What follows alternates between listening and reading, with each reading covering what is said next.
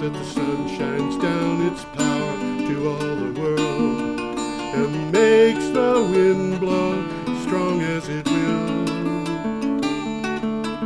I wonder how gentle rains can fall upon the land, so lovely earth can stay lovely still.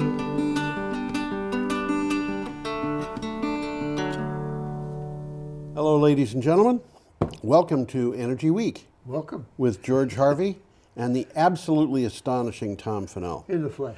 Today is the 12th of December that we're recording this, so the week that, I'm sorry, it's 19th.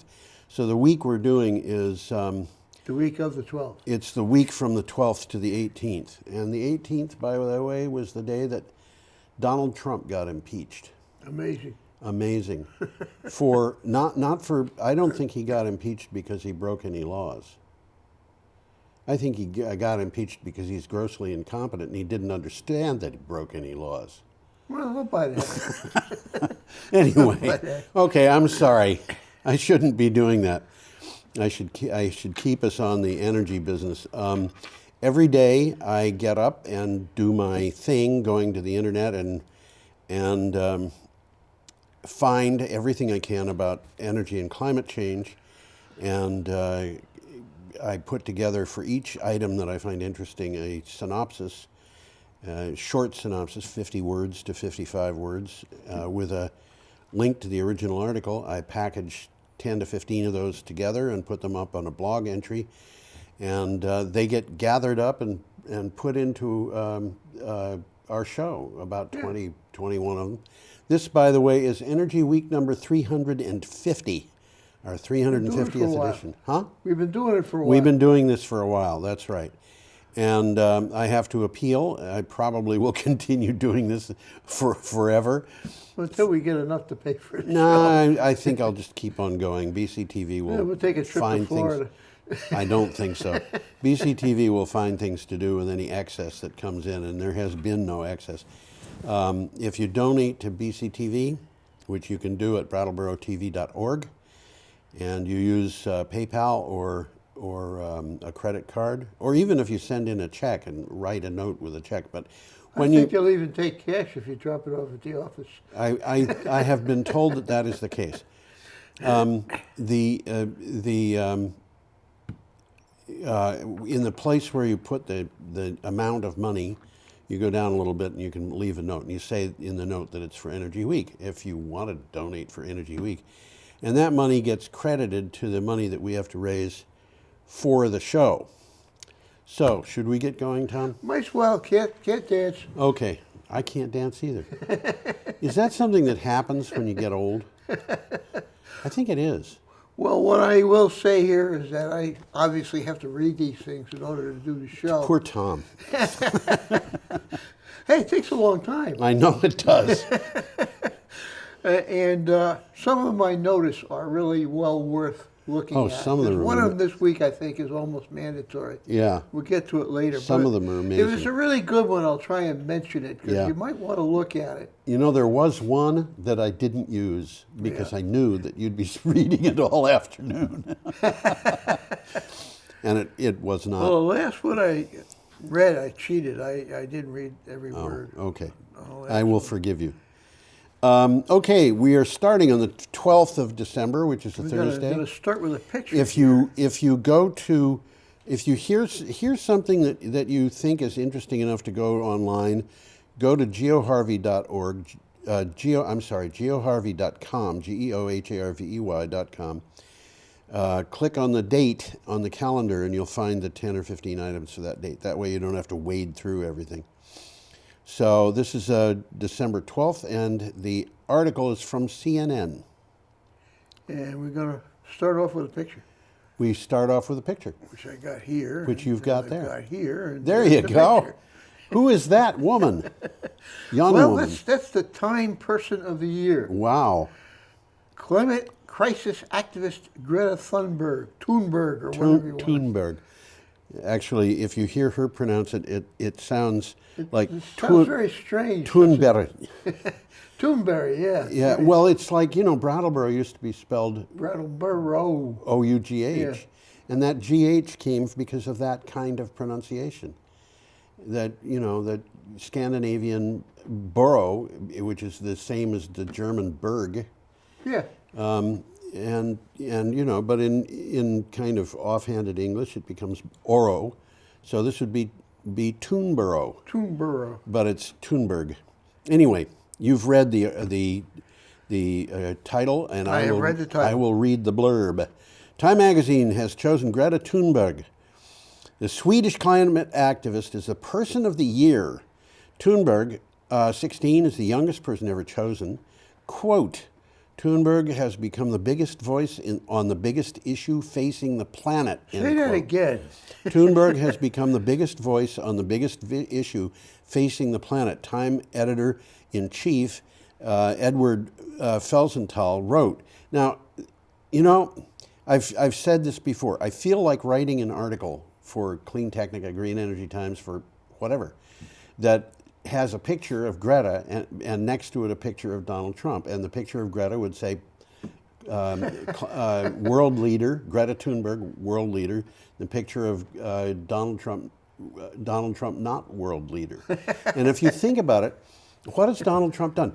Think about, just think about the Paris Accord. The United States is the only country of any size that has not signed, that is withdrawing from the Paris Accord. Yeah. All of them signed it. The United States is withdrawing. I mean, big ones, small ones, in between ones. Why is Saudi Arabia not withdrawing? Why is Russia not withdrawing? They want a place at the table. Yeah. Donald Trump wants to withdraw. He's just turn his back on it. Yeah, he wants to pretend that it doesn't exist. Yeah. And he did the same thing with the Iran nuclear agreement. He withdrew from that. Instead of maintaining a place at the table where he could influence things, he withdraws. Yeah. And, here is Greta Thunberg, who is 16 years old. What has she done? She stepped up to the plate at an age when a lot of people don't even know there's a plate. So, my hat's off to her. Well, there's a little quick takeaway here. Yeah. I mean, it just explains what's going on. Each year, Time features the most influential person, group, movement, or idea of the previous 12 months. Yep. Okay? Thunberg gained international attention for excoriating world leaders for their inaction on climate crisis. Yeah. That's not my word. I don't use that word. That she does not hold back. No, she made the limelight. I mean, people stood up and paid attention. Absolutely. Okay. Is that enough? That's enough for that one. Yep. Okay. We've got an item now from VT Digger. We're coming back closer to home. Closer to home. Renewable developers raise eyebrows over Green Mountain Power green energy trading application. And we talked about this last week. Yeah. That trading application where a person could have solar panels and sell the electricity to a business. To a business, yep. Okay. Not a bad idea. No. An effort by Vermont's largest electric utility to make it easier for business customers to buy green power is meeting with resistance from some renewable energy proponents. This is because the app allows trades from already established renewable energy systems. Well, the problem isn't that they think it will lessen or could lessen the need to build new installations. And, I got news for you. I don't think it's going to make difference. any difference at all. No. I don't, and I think I don't know what this is, but I don't like the fact this is a pilot program. It only involves 200 customers. Yeah. People are not going to build systems to take advantage of this to begin with. 200 customers. Good point. It's an interesting picture on this website. Yeah. It's called a power flower. Yes. It's built in Vermont. It's a solar tracker. Yeah. And it looks like about a 20-foot wide flower. Yeah. And each of the petals Yeah. is a solar panel. Is that All Earth Renewables doing that? I think it is. What's the guy's name? Blittersdorf? Blittersdorf. Yeah, that's David the guy. Blittersdorf. Yep. Yeah. Okay. And one of the nice things about Vermont is everybody is accessible. The governor of the state is accessible, and people know each other. So it's if I wanted to talk to the head of the Department of Natural Resources. You just walk into his office. I've walked around the state capitol building and just been amazed at the lack of, I'll call it security. Yeah. You know, there's nobody there telling you what to do and where to go. Well, the way I look at it is that people are available. Exactly. I've heard that you could talk to every legislator in Vermont in 1 year if you'd set out to do that, which is... I don't think that'd be too difficult. I don't think it would be difficult at all. And that would be just as an ordinary person. I want to talk with you. You know, knock on the door. I want to talk with you. Okay. We've got an item here with a picture. Another picture coming up. And that picture is local, by the way. This is from right down the road. Yeah, this is from Biomass Magazine. Well, that's Vanguard Renewables situation in Deerfield. Right. And if you ever been to Deerfield, it's interesting. They built it as a farming community, you know, back in the 17th or century or so. Yeah. And all of the farms have frontage on the highway. Yes. And they're all narrow and thin. Yes. They go back for about a mile. And, you know, there's another farm. Yeah. There's a technical reason behind that, too, though. Yeah. Because back in those days, they farmed using oxen. Yes. Oxen don't like to turn around. Well, there you go. So they take them a mile before they made them turn around. Oh, dear. Okay. What do you got for a title? Dominion Energy and Vanguard Renewables partner on dairy renewable gas. And let's look at that picture there. Yes. You can see the blue vats there is where they're generating hydrogen, or, well, methane. It's natural gas, Yeah. methane gas. And it's being stored in that red building with Yes. the balloons on the roof. Yes. Okay? So they're collecting methane, they're storing it, they bring it somewhere else where it's collected again, purified, and dumped into the gas grid. Yep. So basically it's a good idea. Yeah. Let me read this. Dominion Energy and Vanguard Renewables announced a nationwide strategic partnership of over $200 million to convert methane from U.S. dairy farms to produce renewable natural gas to heat homes, power businesses, and fuel vehicles. I want to point out they are converting methane. They're not talking about creating methane, which in fact they're doing. Well, the cows are creating. The cows are going to create the methane, and you know what they're dealing with in these digesters would be producing a certain amount of methane in nature anyway. So they're actually reducing the methane load by composting it. And well, one of the things they're doing is individually these farms would not be able to generate enough methane to make it worth collecting. Yeah. And they got a whole bunch of farms all strung out where they got contracts with them. Right. And they're making it worthwhile. Right. Although financially, you know, doable. There are over 1 million methane generators in China at people's homes where they're just converting household waste into methane. They use it themselves. Yeah, that's right. They use their own methane. Thing. They use the methane for cooking. And refrigeration. Do they? Yeah. I suppose they could. Well, Why they could, not? Yeah. That we should do a show about absorption cooling, because the whole idea is it doesn't make sense. It doesn't make sense. But if you go heat through it to make cold. That's right. If you go through it one step at a time, all of a sudden you start saying, "Wait a minute, that really works." And then you go back, and you know who got the latest patent on that method? The guy who really kind of topped it off. Who? Albert Einstein. Was it Einstein? I sat there looking at that and saying to myself, whoever did this was an absolute genius. He's an Einstein. It's Albert Einstein. Okay, should we move on? There's a takeaway Oh, here. go ahead. Multiple projects are under development nationwide, Yep. which will substantially reduce methane emissions. And methane is a greenhouse gas approximately 25 times more Powerful, than yeah. carbon dioxide. Right. And they mentioned later in an article, sulfur hexafluoride, widely used in the electrical industry, is 23,500 times more warming than CO2. Yeah. So they got to stop using that stuff. They've got That's a what they bunch put in transformers. whole bunch of stuff that they've Oh, got to yeah. stop using. Okay, we are up to Friday, And we got a December picture coming up 23rd. We here. have a picture here of young activists. Looks like, what is it? They're singing, I think. Well, they may be singing or just screaming their heads off. I wouldn't blame them if they were doing the latter. Well, it's a picture of young activists storming the COP25 stage. Yeah, this is from Echo Watch. Young activists took over and occupied the main stage at the COP25 climate conference in Madrid. They demanded world leaders commit to a far more ambitious action to address the ecological emergency. Quote, world leaders have left us no choice, end quote, said 14-year-old Alexandria Villaseñor of New York. Well, the action took place after a plenary session that included speeches from youth climate activist Greta Thunberg of Sweden and Hilda Flavia Nakabuye, I think that's how you say it, of Uganda.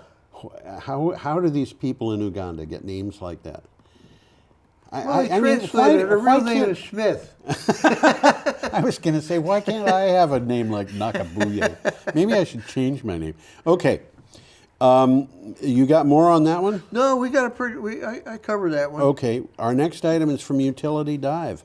Natural gas plant replacing the Los Angeles coal power, which is going to be 100% hydrogen by 2045. Fascinating. This is a good idea. This is fascinating. They're actually doing this. Los Angeles Municipal Utility is planning to convert a Utah power operation from coal, which is not in Los Angeles. No, it's not, to natural gas, and then from natural gas to 100% hydrogen by 2045. Little by little. Little by little. They're actually starting at 30% natural gas. The gas-fired generation is replacing an 1,800 megawatt coal plant, which will cease operations one way or the other in 2025. I didn't get from the article whether they bought that plant or they just contracted to use it. I have no idea. Yeah. But you know, it doesn't really matter. It doesn't that much. But the idea that they're taking this coal burning plant and converting it to natural gas, which is happening a lot, but then they're replacing the natural gas with hydrogen. And they're starting at 30% and adding little by little, as you said, until 2045. Now, the hydrogen is going to replace where does the hydrogen come from? From hydrolysis of water. Yeah, which is powered by electricity. Electricity from wind or solar. It doesn't economically. It doesn't make sense, but it's a huge battery. It's like one of those things, the old business of Yankee ingenuity. You lose money on each individual sale, but you make it up on the volume. well, yeah, and there's something that you got to dig through the article to find out. This plant sits above an underground salt dome. Yes, that's the big other enough thing. to store high pressure hydrogen for a year. Yes. So that when they're generating electricity and not going to use it, they generate hydrogen and put it in the ground. Absolutely. And you know what? Pull it up later when they need it. You know what happens when the grid has got too much electricity and you've got solar plants and wind plants pumping it in? They curtail it. They get curtailed. Yeah. And what do you do with this? Nothing is done with that electricity that they would be making. If you can save it, you're ahead of the game. Exactly. You can make it into hydrogen. It doesn't cost anything because it would have been curtailed otherwise. It's free energy. Yeah, it's basically free energy. It's costing you, but it's not. Yeah, exactly. Okay, we are up to another picture. This is why do we have so many pictures of Block Island? Because it's the only thing going on the East Coast. It's the only thing going in the United States. Yeah, right. Okay, this is from UN Environment. That's UN as in United Nations. United Nations. New report envisages a 10-fold increase in global wind power by 2050.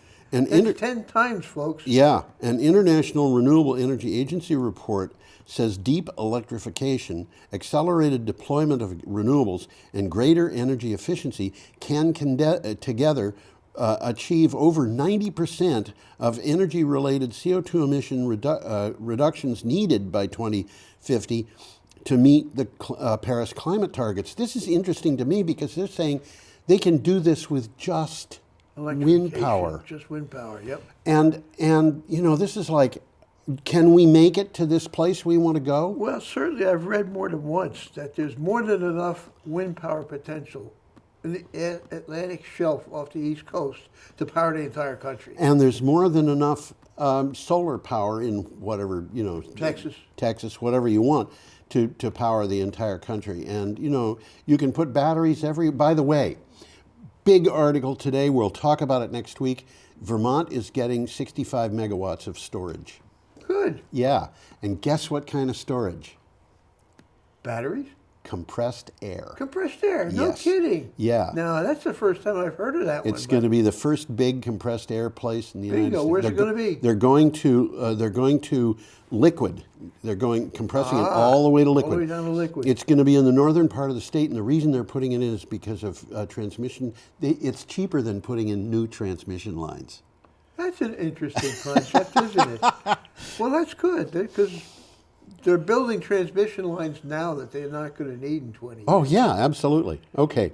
It's a different model that's developing. Okay. Well, I got a little takeaway here. The Okay. pace of development of offshore wind technologies is faster than most people would have expected. Yep. Okay, so it's happening. Larger wind turbines, which we've talked about, are enabling more efficient energy production and lower electricity costs. And they're getting big now. They're getting big. Floating wind farms, this is something that just popping up, can effectively exploit abundant wind potential in deeper waters. Yes. Okay, they don't have to rest on the bottom. They can float. Yep.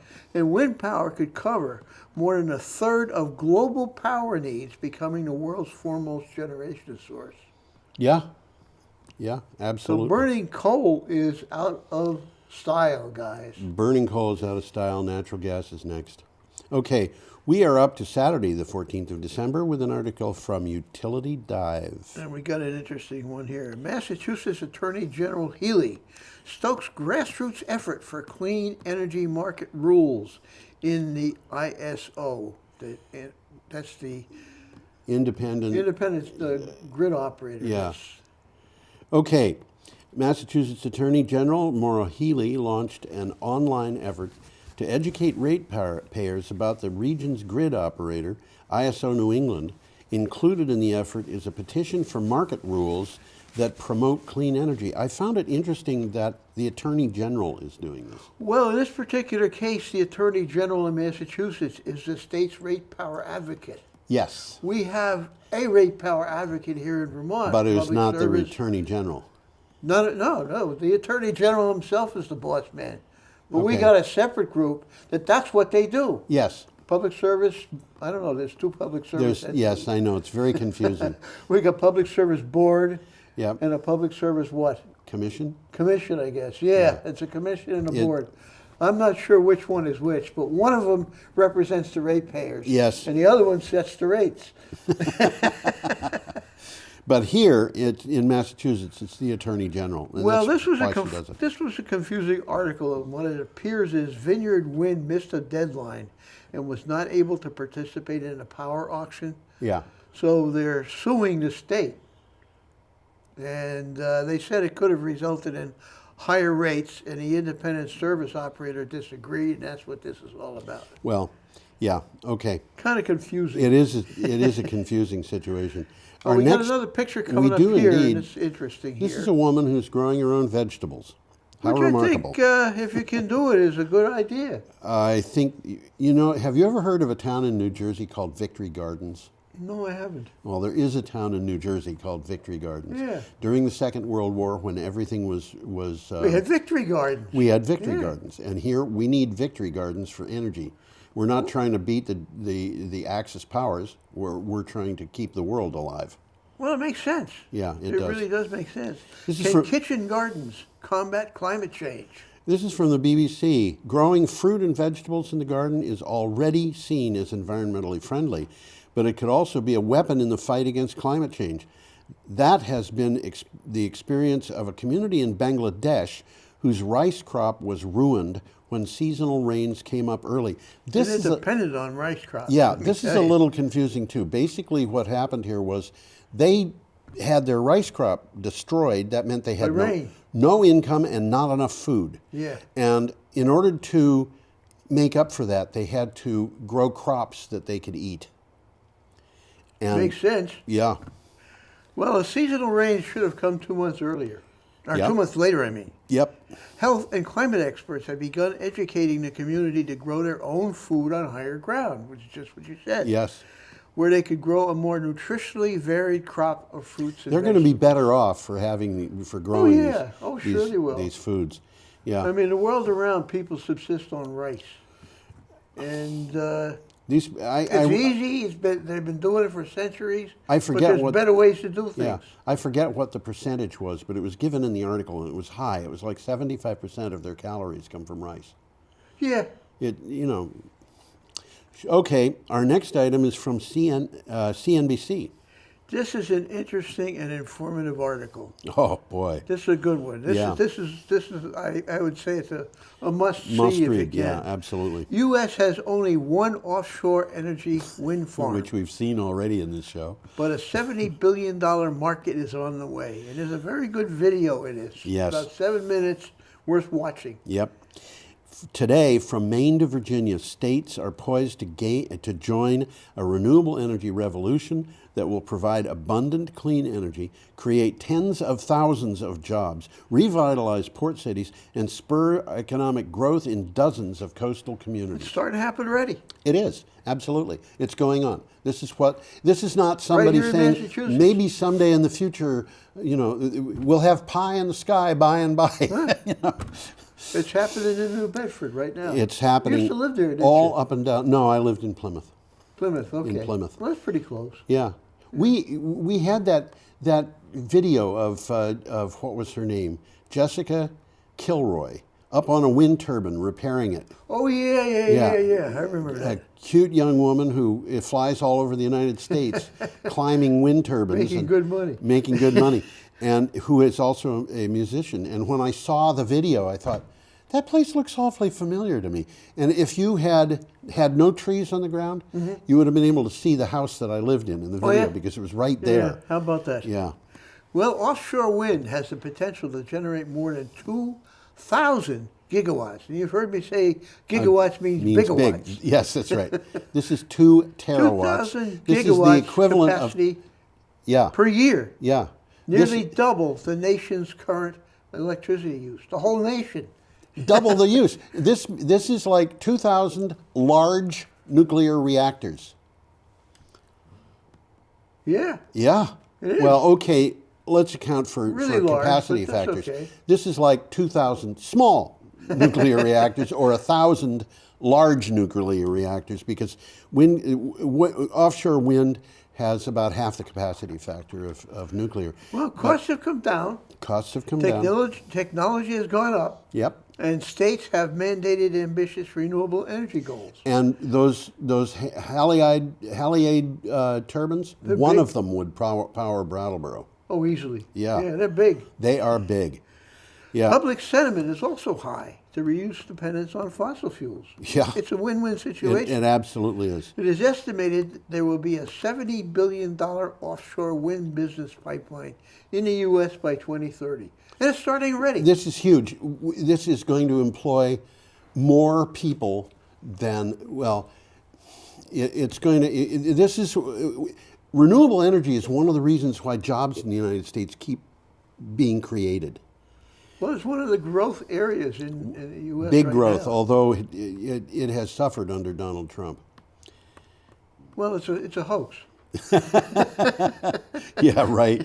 Okay. But we got another we are picture up to coming up Sunday, here. December 15th, and we have a picture of a science class. And one of the things I find interesting about this is that this is in an area of Colorado that has historically been dependent on coal. Exactly. What do you got for How a title? coal country becomes solar country. Yeah. This is from the Atlantic. In Colorado's North Fork Valley, solar energy, along with strong organic farm economy and recreation dollars, is helping fill the economic hole left by the dying coal industry, which sustained the area for more than 120 years. 2 of Delta County's 3 mines have already closed. The other one is clearly in trouble. Well, that's what's going on. It's an area which has historically relied on coal mines. Yeah. And the market isn't there. Yep. They've closed 2 of the mines. I guess the mining company's going bankrupt. Well, the mining companies are going bankrupt, and solar and renewables are getting cheaper. yep. And a local high school now offers a solar energy training class, Isn't which that is what we're interesting? looking at right there. Yes, that's right. Which trains students for careers in solar energy. Yep. Okay, our next one is from Clean Technica. It certainly is. And I guess I'll put you up there. Put me up? 70% of Americans support solar mandate on new homes. This is interesting. Interesting story. CITE Research recently conducted a survey for Vivint Solar and found 70% of Americans said they would support a nationwide mandate that required solar panels be installed on all newly built homes. The survey was conducted online, and 2,000 U.S. adults aged 25 and up participated. Well, with nearly 1 million new homes built annually, this would be equivalent to driving 12 billion fewer miles a year. 12 billion is a lot. Yeah. That's 12 gigamiles. 12 bigamiles. Never thought of it that way. It is. Gigamiles. Reminds me of an old joke. Do you know what a bigamist is? A bigamist. A bigamist is a large Italian fog. Oh, okay. I knew it had something to do with the weather. Now, how do you do it? How do you do what you want to do? Okay, we're up to an item from ABC News. I've got a picture here. And ABC News is not American Broadcasting Company. It's It's Australian Broadcasting Company. And that's a picture from COP25. Yep. And the headline is, UN COP25 Summit ends with anger. Yeah. Ends in anger, with global warming's window of escape getting harder. Major You can economies. explain what that means. Yeah. Major economies have resisted calls for bolder commitments as a UN summit in Madrid limped toward a delayed conclusion, dimming any hopes that national governments would act in time to mitigate the impacts of climate change. What this means is these kids are getting angry, and they're getting angrier, and they're getting angrier. And basically, what we're seeing is old fuddy-duddy politicians and people who have a lot of money blocking their future from being one that they can be happy in. Well, that's one of their gripes. That's their biggest gripe. What are you doing to my future? The farther we go down the road, the closer we get to rebellion.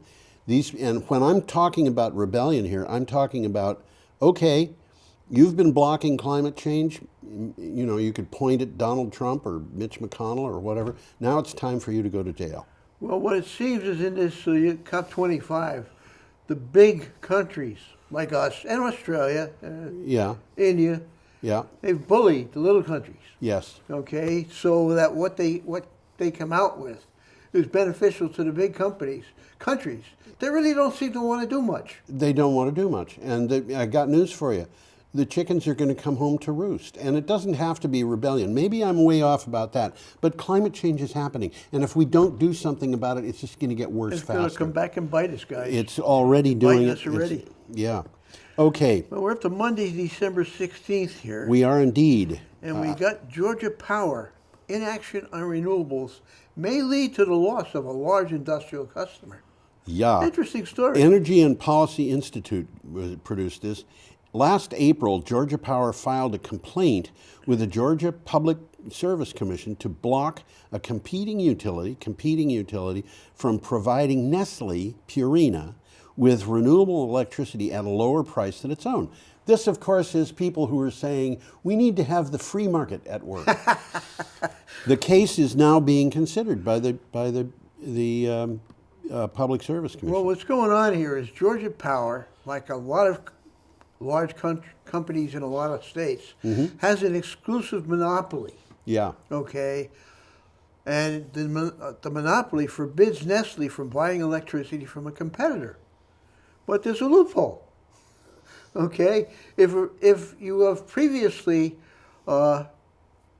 purchased electricity from somebody else, you can continue to. Yes. And what they're saying is the previous owner of the building did, but that doesn't count. Well, And that's what it's all I got about. news for you. They want to get the cheaper power Yes. from, which just happens to be all renewable, Right. from an alternative source, And Georgia Power is saying, you can't do it, guys. We got a monopoly. I got news for you. Nestle Purina doesn't need to buy power from Georgia Power. They can put the solar panels on their roofs. I was put just in going to say, batteries. why don't they just do it themselves? They don't have to, and the utilities who are fighting so hard against this are they're going to be washed away in the tide. It's just, I don't know. No, you're absolutely right. I mean, why doesn't Nestle, as you said, just turn around and say, okay, guys, Well, it's I'm gonna cheaper take my for them. football and go home. Yeah, it's cheaper for them to Buy the power. buy than the to power. make it themselves. For right now, they'd rather make it themselves, and rather do that than make it themselves. So they're gonna fight this.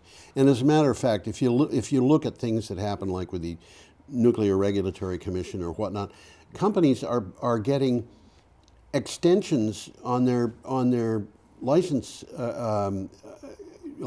from the NRC that go now to 80 years. And why are they doing that? They should know that those reactors are not going to be running after 60 years because the economic conditions are just not going to make sense. However, if they act on that and it turns out that that's wrong, then they've got a problem. They've got to scramble. So that's why they do it. It's not very expensive to get the license, even though you're pretty sure that it's not going to be useful in the future. So they do that.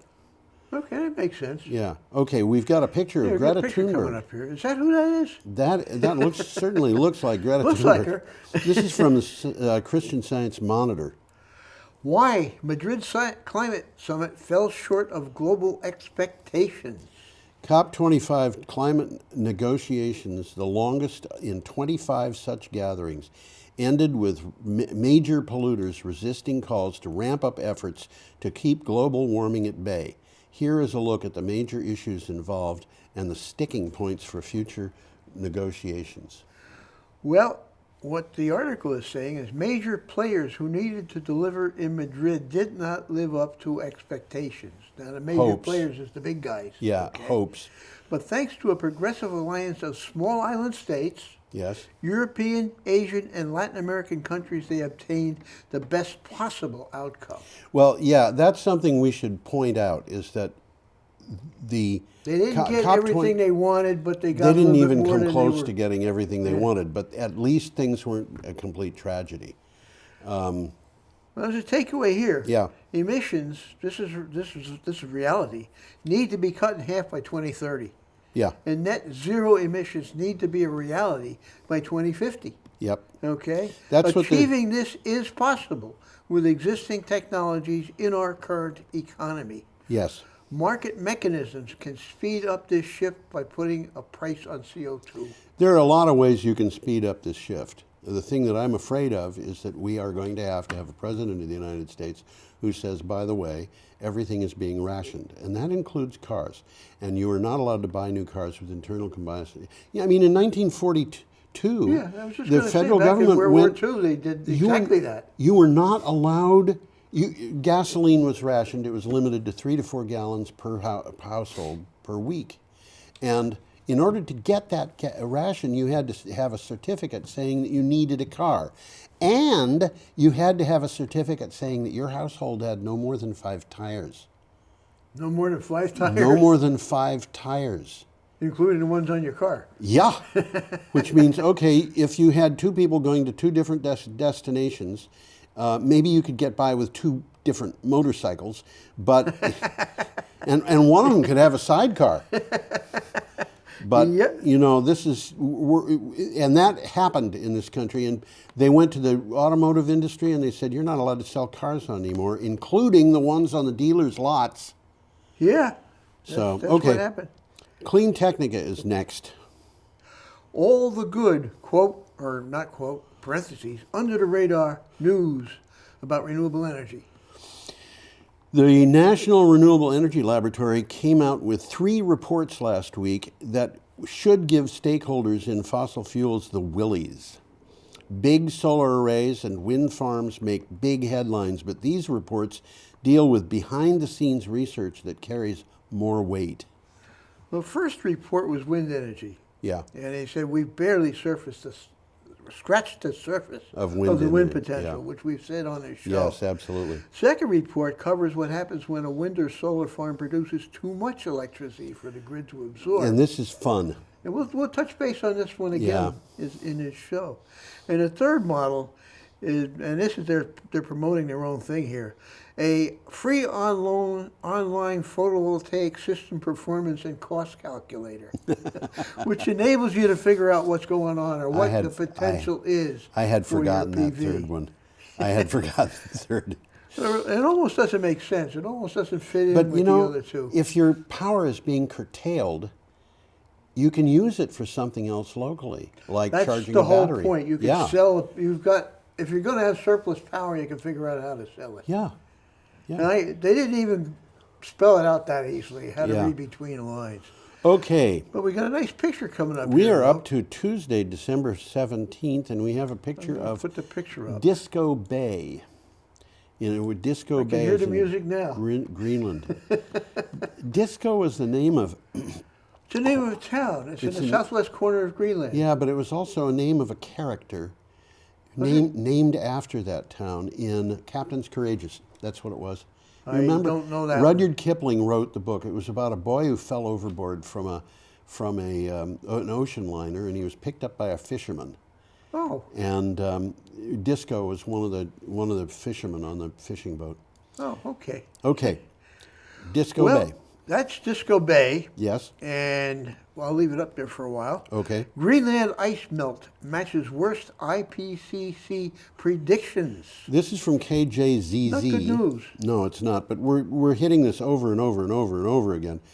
New findings by an international team of researchers show that melting of Greenland's ice sheet over the last 26 years are close to the most pessimistic predictions of the Intergovernmental Panel on Climate Change, IPCC. The research paper appears in the journal Nature. Yeah, and it does. Basically what they're saying is, you know, when all these people at the various organizations put together their models and their projections and so forth of what would happen with climate change, they had a best case scenario, a worst case scenario, and a middle scenario. And it looks like we're heading for the worst case scenario. Unfortunately. And which brings me to the point about Donald Trump being the anointed one. Yeah. Anointed for what? Well, maybe to show us that there's something wrong with worshiping Mammon. Well, satellite measurements found that Greenland lost 4 trillion tons of ice since 1992. Wow. That's a lot, folks. Yeah. Raising, and it didn't raise the sea level much, but it's a measurable amount. Yeah. About a half an inch. Yeah. Okay? It doesn't sound like much. There's a lot of big oceans there. There's a And lot it's of all of the this sea is levels. Some of them went up more than that. Yeah, Some of them went up less. Just Greenland also. There's other areas Oh yeah. that are melting and similarly. Well, parts of Antarctica Yeah. and parts of the extreme southern tip of South America. And the which is glaciers covered- in the the glaciers. Himalayas and things like that. All that water is going to go someplace. Well, the island's ice sheets contain enough water, they're talking about Greenland here, to raise the mean global sea level by 20 to 24 feet. 20 to 24 feet And is, just what's happened if all of the ice in Greenland melted. yeah. And that's Wow. just Greenland. Just Greenland. And there's not much going on that will prevent that melting from happening, which means that Mar-a-Lago is going to be on ocean bed. Well, we've talked about that one before. We have. Okay, our next item is from The Guardian. It is that. World demand for coal falls despite growth in Asia.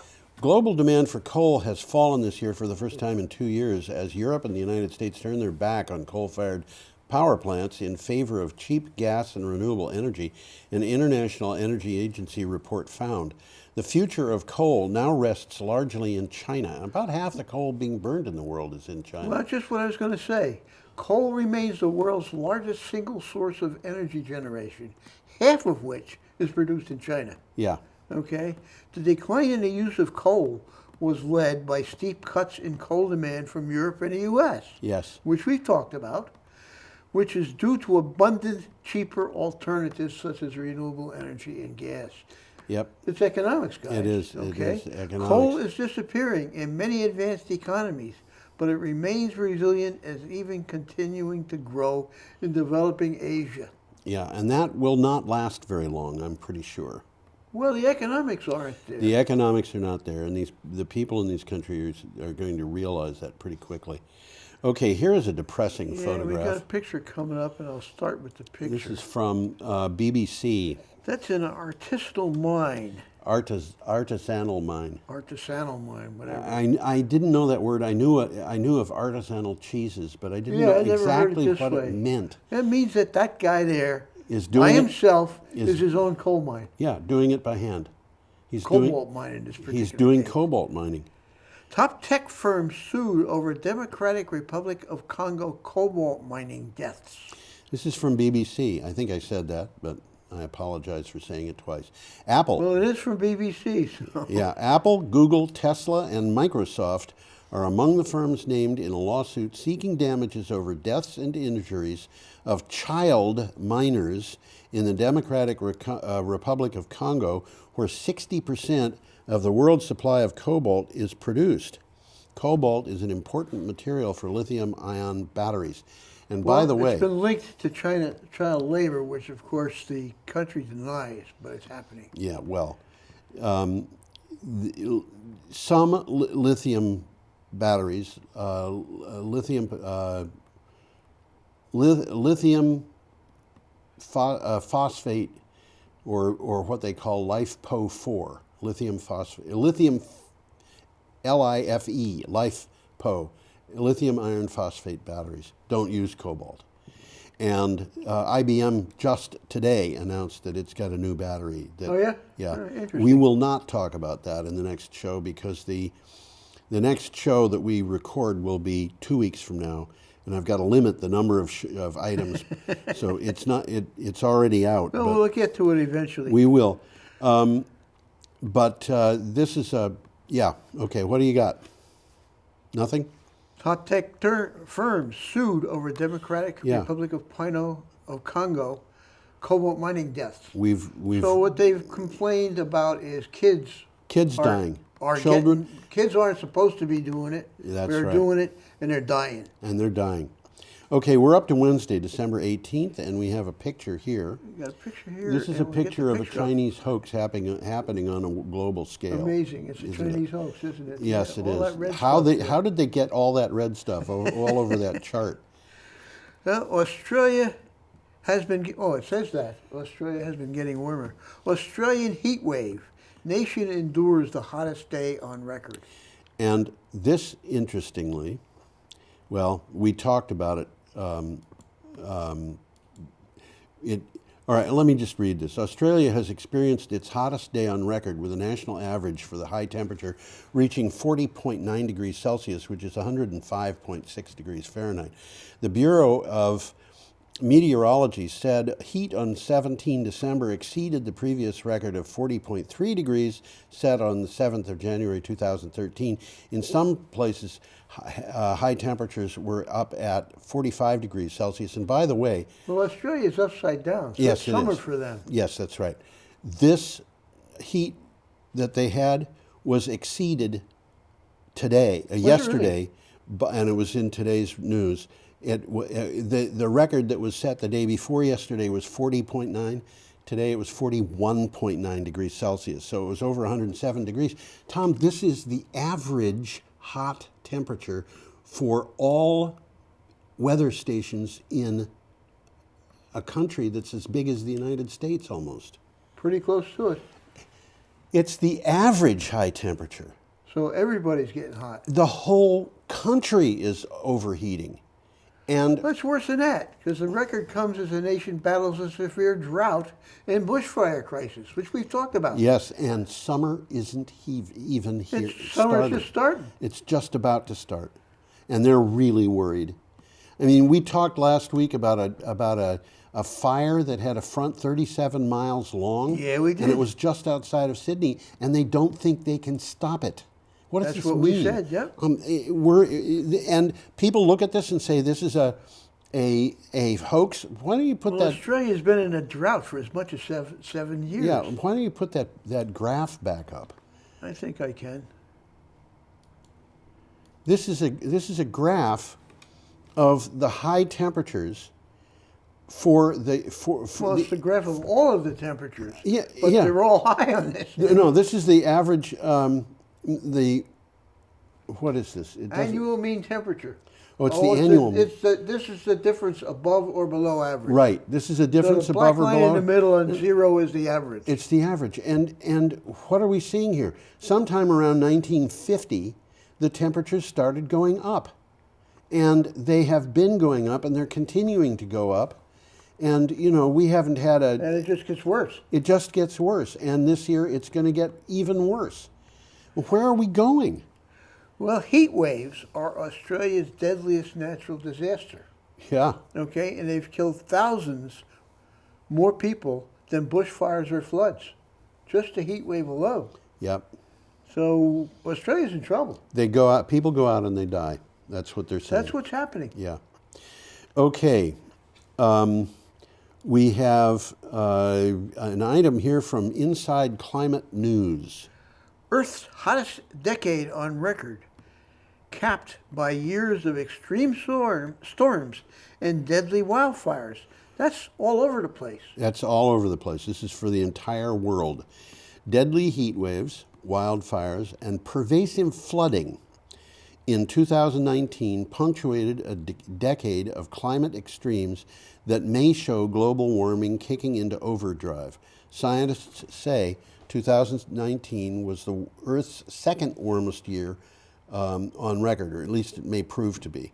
And if it is, then that means that the 6 hottest years on record are the last 6 years. Are the last 6 years. How did the Chinese do that?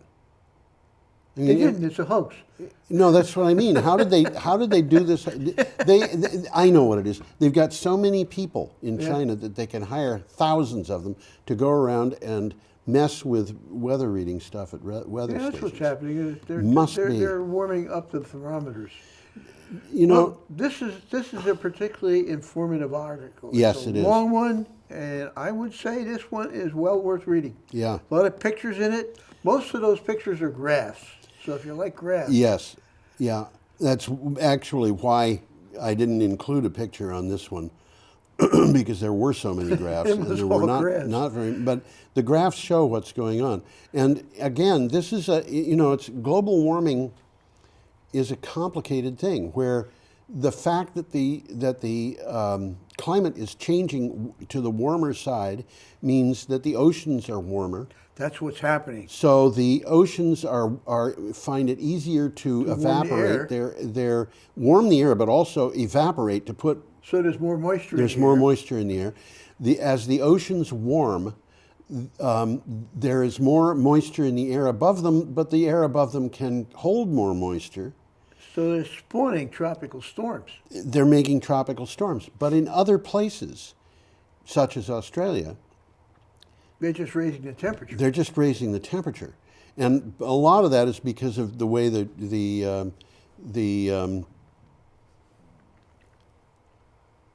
what do they call the air movement that increases or decreases speed of planes? The jet stream. Yeah, the Australian jet stream is not carrying that water into the country. And also, one of the things they're finding in Australia is that the clouds that go over them, first of all, don't produce rain necessarily, but second of all, are very likely to hold the heat in. Okay. And they don't produce rain because the air below them is so hot that they don't hit cold air that cools them off to have the water condense. On the other hand, we didn't talk about this on a show, but the article mentions that a huge section of the U.S. breadbasket region was swamped by floodwater. that's the flip side of the climate problem. Is you've either got high temperatures producing drought, or you've got bad weather producing floods. And we got wildfires starting in weird places like the UK. And Greenland. In Greenland, yeah. Wildfires in Greenland? What I is didn't know there was going on? enough trees.